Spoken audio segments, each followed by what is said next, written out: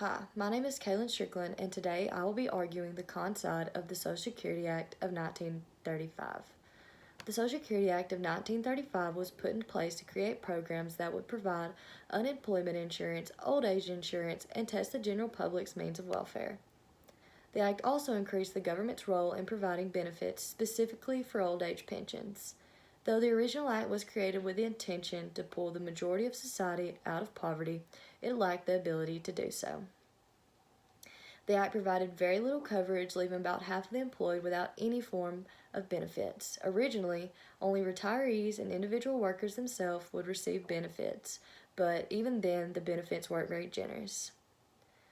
This left old age widows, wives of retired workers, and dependent children of a worker deceased or retired without any form of government assistance. In retrospect, the original Act did not create equal opportunities, promote social justice and human rights, supply access to equitable resources, or provide the right to participation.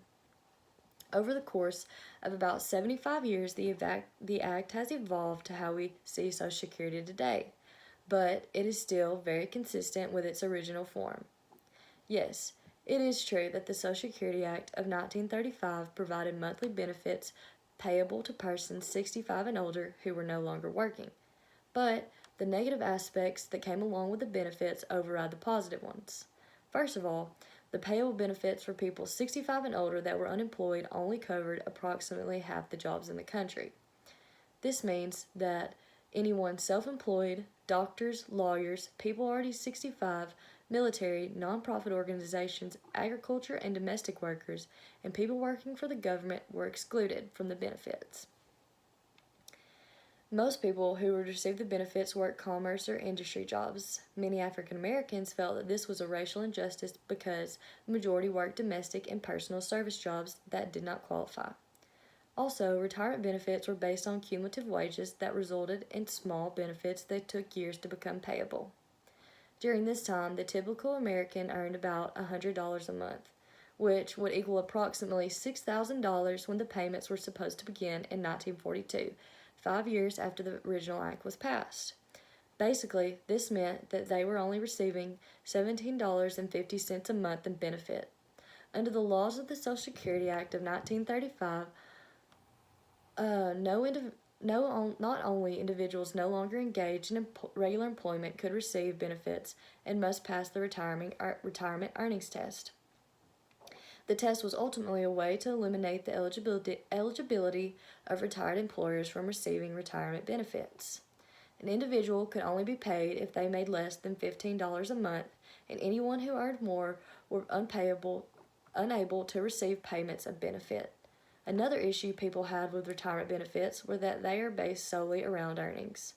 The startup pension systems did not typically supply the opportunity to work long enough to even qualify for an adequate benefit amount, which meant the higher the earnings, the higher the benefits immediately after retirement. This resulted in lower wage people receiving less benefits and not receiving adequate services. One may argue that the Social Security Act of 1935 did provide benefits to dependents and survivors, but it actually was not until 1939 that this certain funding was created. With the passing of the 1939 amendments, economic security for the families of deceased and retired workers by replacing lost income was provided. Wives of retired workers and older widowers with or without dependent children qualified for benefits at a 50 to 75% rate. Dependent children of deceased or retired workers qualified for these similar benefits. The original Act was based on cumulative wages, and that only allowed a worker who died at a considerably young age to accumulate about 3.5% of his small cumulative earnings. That 3.5% would then be sent to his estate. The amendments of 1939 eliminated wages and introduced monthly benefit amounts that would be paid to his family members based on his monthly earnings instead of his cumulative wages. One cannot deny that shortly after the Social Security Act of 1935 was passed, that the number of old age recipients, blind persons, and families with dependent children who received different types of public assistance under state laws steadily increased from 1935 to 1938. The expansion of public assistance, especially for the unemployed, was real, but the full scope of the 7 programs put into place had not yet been fully defined or been used by all the states. There are many issues related to unemployment that stemmed from unemployment compensation laws that tended to be too complex and lack administrative coordination. To receive unemployment, an unemployed person had to be certified as in they were in need of immediate relief. The benefits were related to past wages and were proven to adversely affect the duration of benefits. In conclusion, under the laws of the Social Security Act of 1935, the benefits workers were able to draw were limited by their employment experience leading up to their employment. As the employment rate decreased, restrictions were placed on the total amount of benefits for which workers could qualify for.